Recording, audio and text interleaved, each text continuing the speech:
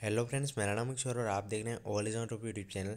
तो आज का जो आपका टेस्ट है वो होने वाला है साइंस का टेस्ट। तो इसमें साइंस के 20 क्वेश्चन शामिल किए मैंने। तो आप देखते हैं आप 20 में से कितने क्वेश्चन जो है वो सही कर पाते हैं। यदि आपके 20 में से 10 से ज़्यादा क्वेश्चन सही हो रहे हैं तो आप आराम से आर्मी का एग्ज़ाम निकाल लोगे। तो चलिए स्टार्ट करते हैं। तो पहले क्वेश्चन की तरफ बढ़ते हैं और आप लोगों से यार रिक्वेस्ट है कि आप एक लाइक करें और एक चैनल को सब्सक्राइब करना बिल्कुल मत भूलें। तो चलिए पहले क्वेश्चन की ओर बढ़ते हैं और साथ में आपको बताते हुए चलना है कि कौन से आंसर का कौन से क्वेश्चंस का आंसर क्या है। ठीक है, तो पहला क्वेश्चन पूछा गया है, हैजा के रोगाणुओं की खोज किसने की थी। तो फटाफट से आपको कमेंट बॉक्स में कमेंट करते हुए चलना है। तो हैजा के रोगाणुओं की खोज किसने की थी, ऑप्शन आप सभी के सामने है।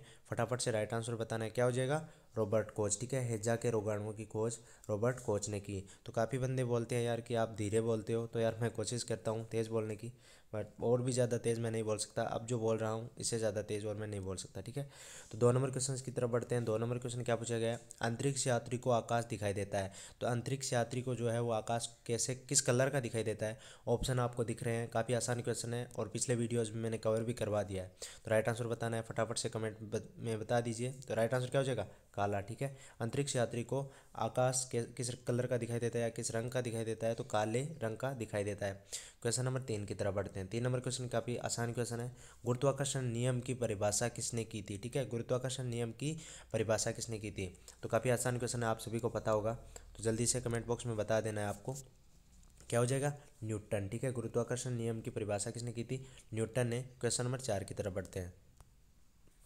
4 नंबर क्वेश्चन आपसे क्या पूछा गया है, वायुमंडल में पराबैंगनी किरणों का अवशोषण कौन करता है। ठीक है, वायुमंडल के अंदर पराबैंगनी जो किरणें होती है, अल्ट्रावायलेट्स, उनका अवशोषण कौन करता है। ऑप्शन आप सभी के सामने है, ऑक्सीजन, नाइट्रोजन, ओजोन या हीलियम।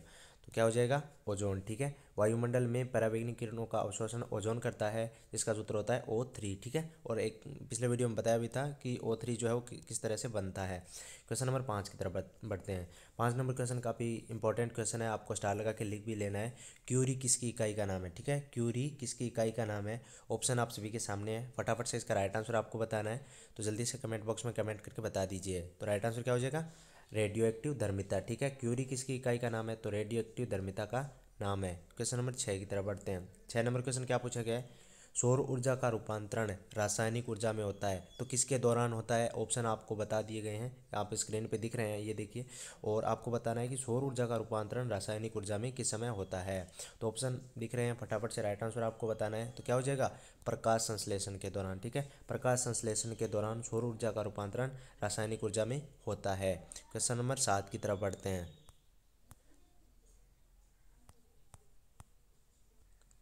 7 नंबर क्वेश्चन आप लोगों से क्या पूछा गया है, निम्नलिखित में से कौन सा तत्व है रेडियो एक्टिव नहीं है। तो इनमें से कौन सा तत्व है जो रेडियो एक्टिव नहीं है। ऑप्शन आपको स्क्रीन पे दिख रहे हैं, आपको सिर्फ राइट आंसर कमेंट बॉक्स में कमेंट करना है। तो क्या हो जाएगा, जर्कोनियम। ठीक है, डी इसका राइट आंसर हो जाएगा। कौन सा ऐसा तत्व है जो रेडियो एक्टिव नहीं है, तो वो है जर्कोनियम। क्वेश्चन नंबर 8 की तरफ बढ़ते हैं। 8 नंबर क्वेश्चन क्या पूछा गया है, ठोस अवस्था में विद्युत धारा प्रवाहित करने वाला पदार्थ है। ठोस अवस्था में विद्युत धारा प्रवाहित करने वाला पदार्थ कौन सा है। ऑप्शन आपको दिख रहे होंगे और पिछले वीडियोज़ में हमने कवर भी कर लिया इस क्वेश्चन को, तो आपको पता ही होगा क्या हो जाएगा, ग्रेफाइट। ठीक है, ठोस अवस्था में विद्युत धारा प्रवाहित करने वाला पदार्थ होता है ग्रेफाइट। क्वेश्चन नंबर 9 की तरफ बढ़ते हैं। 9 नंबर क्वेश्चन क्या पूछा गया है, जल का पीएच मान बताना है। ठीक है, जल का पीएच मान कितना होता है। तो जल होता है उदासीन। ठीक है, उदासीन होता है, आपको पता है। ठीक है, तो ना वो खट्टा होता है और ना ही अम्लीय होता है, सॉरी क्षारीय होता है और ना ही अम्लीय होता है। तो आपको बताना है इसका राइट आंसर क्या हो जाएगा, उदासीन कितना होता है, 7। ठीक है, ए इसका राइट आंसर हो जाएगा। ठीक है, 7। क्वेश्चन नंबर 10 की तरफ बढ़ते हैं। 10 नंबर क्वेश्चन की तरफ बढ़ते हैं। 10 नंबर क्वेश्चन क्या हो जाएगा, अग्निशामक के रूप में किस गैस का प्रयोग किया जाता है। ठीक है, अग्निशामक के रूप में किस गैस का प्रयोग किया जाता है। ऑप्शन आप सभी के सामने है, फटाफट से राइट आंसर बताना है। जल्दी से कमेंट बॉक्स में कमेंट करके बता दीजिए, क्या हो जाएगा, जल्दी से बताइए, क्या हो जाएगा, ए इसका राइट आंसर हो जाएगा, कार्बन डाइऑक्साइड। ठीक है, अग्निशामक के रूप में कार्बन डाइऑक्साइड गैस का प्रयोग किया जाता है। क्वेश्चन नंबर 11 की तरफ बढ़ते हैं। 11 नंबर क्वेश्चन क्या पूछा गया है, वायु का मुख्य घटक है। ठीक है, वायु का मुख्य घटक है क्या है। ऑप्शन आपको सामने स्क्रीन पे दिख रहे होंगे, नाइट्रोजन, कार्बन डाइऑक्साइड, ऑक्सीजन या हाइड्रोजन। तो फटाफट से राइट आंसर बताना है, क्या हो जाएगा, नाइट्रोजन। ठीक है, वायु का मुख्य घटक क्या हो जाएगा, नाइट्रोजन। क्वेश्चन नंबर 12 की तरफ बढ़ते हैं। 12 नंबर क्वेश्चन क्या पूछा गया है, निम्नलिखित में से प्रमुख ग्रीन हाउस गैस कौन सी है। ठीक है। प्रमुख ग्रीन हाउस गैस कौन सी है आपको बताना है। ऑप्शन आपकी स्क्रीन के सामने दिख रहे हैं, तो जल्दी से बता दीजिए क्या हो जाएगा, जल्दी से फटाफट बताइए क्या हो जाएगा। Carbon dioxide. ठीक है, निम्नलिखित में से प्रमुख ग्रीन हाउस गैस कौन सी है, तो कार्बन डाइऑक्साइड। क्वेश्चन नंबर 13 की तरफ बढ़ते हैं। 13 नंबर क्वेश्चन आप सभी की स्क्रीन के सामने है। वायुमंडल में सबसे प्रचुर अक्रिय गैस है। ठीक है, वायुमंडल में सबसे प्रचुर अक्रिय गैस कौन सी है आपको बताना है फटाफट से, तो कमेंट बॉक्स में कमेंट करके बता दीजिए। ऑप्शन आपको दिख रहे होंगे, हीलियम, नियोन, आर्गन या क्रिप्टॉन। तो राइट आंसर क्या हो जाएगा, आर्गन। ठीक है, आर्गन जो है वो वायुमंडल में सबसे प्रचुर मात्रा में अक्रिय गैस है। क्वेश्चन नंबर 14 की तरफ बढ़ते हैं। 14 नंबर क्वेश्चन क्या हो जाएगा, साधारण लवण यानी साधारण नमक का रासायनिक नाम है। साधारण नमक का रासायनिक नाम या साधारण लवण का रासायनिक नाम क्या है। ऑप्शन आपकी तो ऑप्शन आपकी स्क्रीन पे दिख रहे हैं, sodium chloride, sodium nitrate, ammonium chloride या फिर कैल्शियम क्लोराइड। तो राइट आंसर क्या हो जाएगा, फटाफट से बताना है, सोडियम क्लोराइड। ठीक है, सोडियम क्लोराइड जो है वो साधारण लवण या साधारण नमक का रासायनिक नाम है। क्वेश्चन नंबर 15 की तरफ बढ़ते हैं। 15 नंबर क्वेश्चन क्या हो जाएगा, समुद्र के पानी में से कौन सी धातु निकाली जाती है। ठीक है, समुद्र के पानी में से कौन सी धातु निकाली जाती है। ऑप्शन आपकी स्क्रीन के सामने दिख रहे हैं, फटाफट से आपको राइट आंसर बताना है क्या हो जाएगा, फटाफट से बताना है क्या हो जाएगा, मैग्नीशियम। ठीक है, मैग्नीशियम जो है वो समुद्र के पानी में से निकाली जाती है। क्वेश्चन नंबर 16 की तरफ बढ़ते हैं। 16 नंबर क्वेश्चन आप सभी की स्क्रीन के सामने है, कच्चे फलों को कृत्रिम रूप से पकाने के लिए कौन सी गैस प्रयोग में आती है। ठीक है, कच्चे फलों को कृत्रिम रूप से पकाने के लिए कौन सी गैस काम में आती है, आपके ऑप्शन आप सभी के सामने है, फटाफट से राइट आंसर बताना है। और ये जो क्वेश्चन है वो 1 नवंबर को जो एग्जाम हुआ था 2020 को, तो उसमें पूछा गया था आर्मी जीडी के। ठीक है, तो कौन सा ईआरओ था अभी मुझे याद नहीं है, बट इसको मैंने कवर भी किया था आपको, जो आंसर की मैंने आपको बताई थी। ठीक है, तो राइट आंसर आपको बताना है क्या हो जाएगा इसका, जल्दी से बताइए क्या हो जाएगा, एसिटिलीन। ठीक है, कच्चे फलों को कृत्रिम रूप से पकाने के लिए कौन सी गैस प्रयोग में आती है, तो वो आती है एसिटिलीन। क्वेश्चन नंबर 17 की तरफ बढ़ते हैं।